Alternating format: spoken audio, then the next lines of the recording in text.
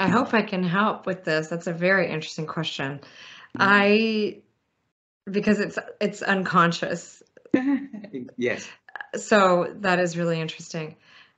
I would share one thing that occurred to me while you were talking is that if something scares me, I pay more attention to it, and I usually do it anyway, and I challenge myself to do it anyway. And for example, public speaking is not a natural thing to do. Most people would tell you. And so I made myself do it starting, I don't know, 25 years ago. When I was starting out, I would volunteer and I would just say, just get up there, and it wasn't easy. And I'm sure I was terrible the first few times. But, you get better and you ask for feedback, whether you fight your instinct not to want to hear it.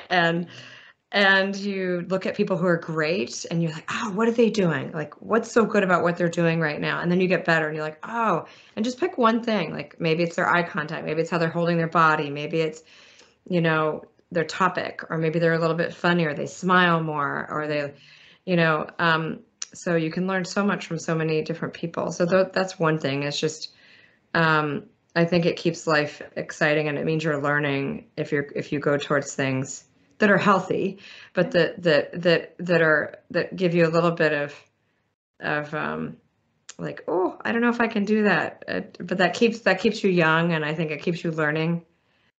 And then you can always, and asking for help from people who are better than you.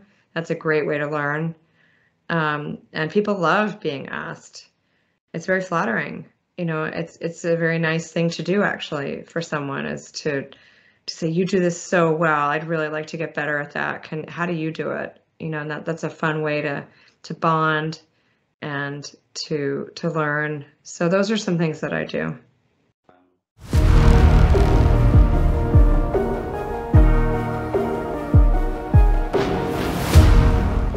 We have to get away from ageism and saying, the young are indulgent and disruptive unnecessarily and have short attention spans, and all those kind of lazy generalizations that the old have about the young.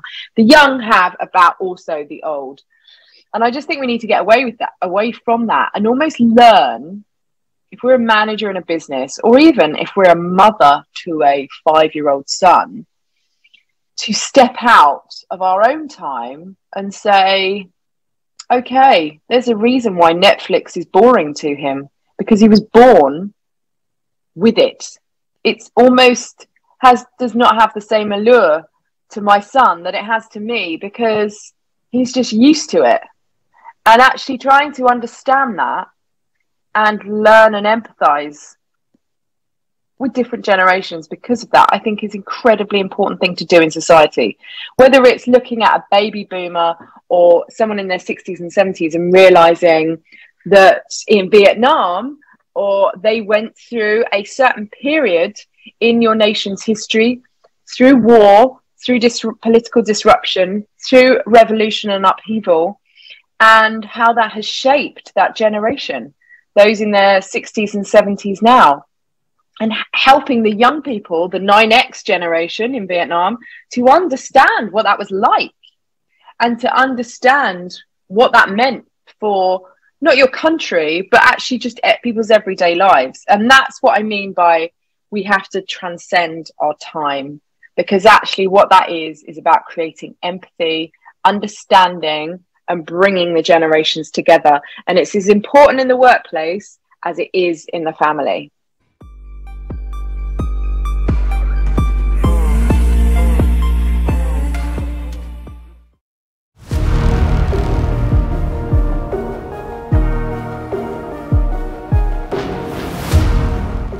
When we go through this moving meditation, we're able to slow down. We're able to witness our thought patterns, our beliefs, and behaviors. And it's in that very moment we are able to rewire the neural pathways in our brain.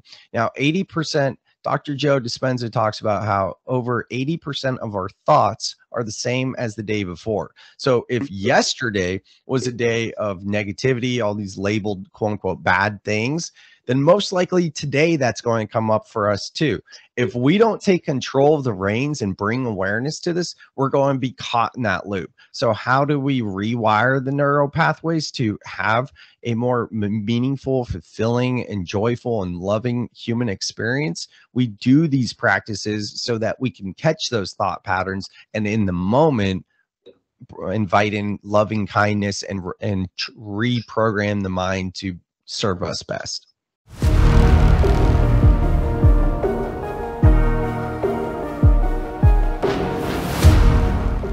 Such a beautiful question and mission. And I love that you and your wife are pursuing this together in relationship. So love the question.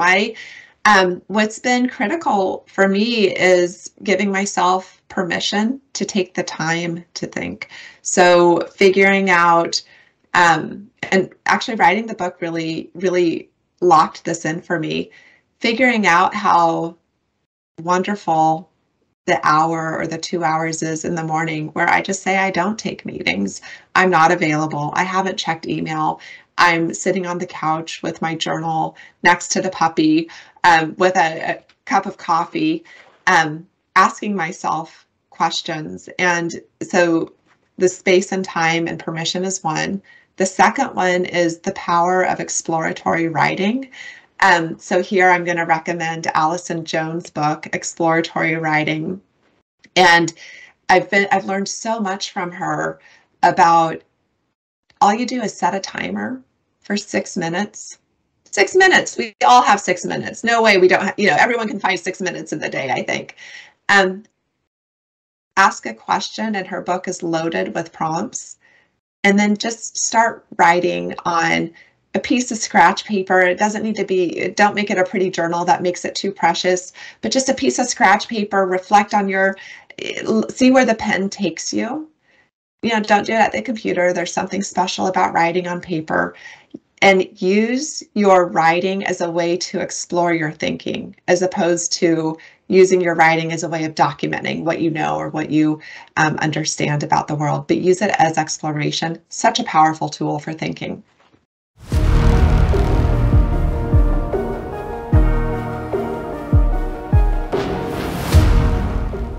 Well, there's a story which you may have heard of the great hypnotherapist Milton Erickson. And he had a client once who was completely bored with his life. Bored. He was really bored. He couldn't find anything interesting to do at all. Been everywhere, seen it all. Just bored. Didn't know what to do. Just going crazy with boredom. And so what Erickson did was to take him out into his back garden, which was grass, just a lawn of grass. And he said, okay, so can you please look through these blades of grass, and I'd like you to come back with 2 that are absolutely identical. So this guy's got this big field of grass, and he came back an hour or 2 later, and he said, wow, every single blade of grass is different. Now, this is a metaphor, of course, but if you unpack it a little bit, most of us look at a lawn and go, grass. Right? It's just grass. And by giving it one label, boom, it presents itself to your mind that it's all the same. Now, once you start looking more deeply into anything at all, you start to find that there are differences, and sometimes interesting differences. So basically what the guy learned was that there is difference and interest in everything if you look hard enough.